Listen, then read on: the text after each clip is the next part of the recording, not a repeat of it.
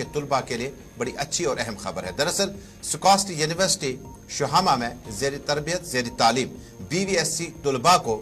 دنیا بھر میں جس وقت تمام تر مرکز کرکٹ کے میدان نریندر مودی اسٹیڈیم پہ لگا تھا، وہی ان طلباء کو بعد میں یوپا لگا کر انہیں گرفتار کیا گیا، اور یوپا کے تحت گرفتاری کے بعد کل بڑی اہم خبر آئی جب جموں کشمیر کی پرشاسن نے یہ فیصلہ کیا کہ ان کے خلاف یوپا ڈراپ کر دیا جائے گا۔ حالانکہ جموں کشمیر کے سابق وزیر اعلیٰ محبوبہ مفتی عمر عبداللہ، غلام نبی آزاد سمیت کم و بیش تمام لیڈران نے مطالبہ کیا تھا کہ اس یوپا کے چارج کو ٹرن ڈاؤن کیا جائے، لیکن اسی بیچ میں ایک اہم پیش رفت کے طور پر جموں کشمیر پولیس کی جانب سے 7 طلباء کے خلاف غیر قانونی سرگرمیاں روک تھام ایکٹ UAPA کے تحت ہندوستان مخالف نعرے لگانے، ورلڈ کپ 2023 میں ہندوستانی کرکٹ ٹیم کی شکست کا جشن منانے کے الزامات واپس لیے گئے۔ والدین کی طرف سے قائل کرنے کے بعد پولیس نے الزامات واپس لیے ہیں، تاہم پولیس نے کہا کہ اگر ان میں سے کوئی بھی طالب علم پاکستان میں اس طرح کی بھیڑ لرزا ہے، جموں کشمیر میں ان کے ایجنٹوں کے ساتھ بات چیت میں ملوث پایا تو کیس دوبارہ کھولا جا سکتا ہے۔ یہ بڑی اہم خبر ہے کہ جن طلباء کو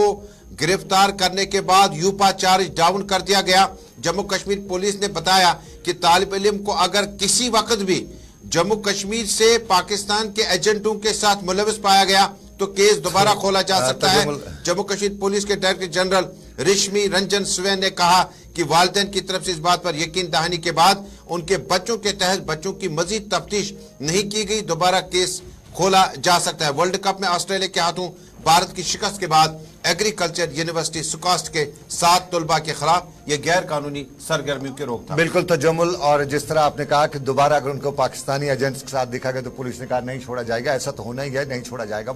وہ یہ بچے ہوں یا کوئی اور، پولیس اس معاملے میں خاموش۔ لیکن اس میں ہمیں 2-3 چیزیں، ایک اس میں 3 لوگوں کا رول ہمیں دیکھنا پڑے گا۔ ایک رول جو MHA کا ہے، یہاں کی پولیٹیکل پارٹیز کا ہے، یہاں کے لوگوں کا ہے، اور اس میں آپ کا بھی ایک اچھا رول ہے۔ ہم نے پرسوں سرکار سے اپیل بھی ان بچوں کی پہنچائی تھی، ان پیرنٹس کی پہنچائی تھی، اور صاحب ظاہر ہے بچے ہیں، یہ عمر ہے، اس عمر میں لڑکپن بھی ہوتا ہے، ان بچوں کو ہندوستان پاکستان سے مطلب ہی نہیں ہوتا ہے، وہ بچے ہوتے ہیں ایک دوسرے کے ساتھ، اس عمر میں لڑکپن جسے کہا جاتا ہے، لڑکپن میں کوئی بھی بچہ ایسا کر سکتا ہے۔ لیکن اس میں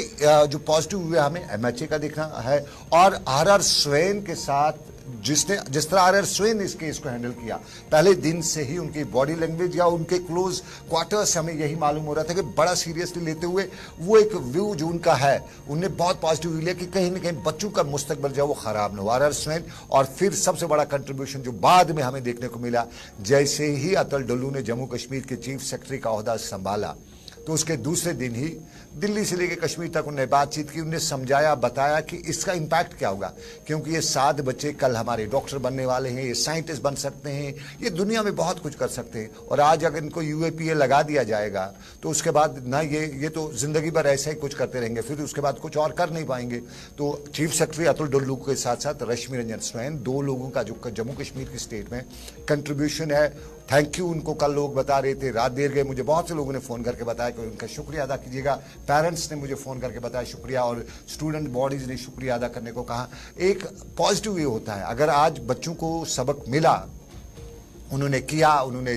جشن منایا، انہوں نے نعرے بازی کی، ٹھیک ہے، ہلڑ گلڑ کرتے رہتے ہیں بچے، لیکن ایک ہیومینیٹیرین ویو جو ہوتا ہے وہ بہت ہوتا ہے۔ 100 زخم لگانے سے ایک مرہم لگانے والا آدمی بہت بہتر ہوتا ہے، اس کا بہت امپیکٹ ہوتا ہے، اور کل جو سرکار نے کیا اس کا امپیکٹ ہے، بچوں کو سبق بھی ملا اور فیوچر کے حوالے سے بھی وہ کاش رہیں گے، اور سرکار نے کل جو پازیٹیو ویو دیا ہے اس میں تجمل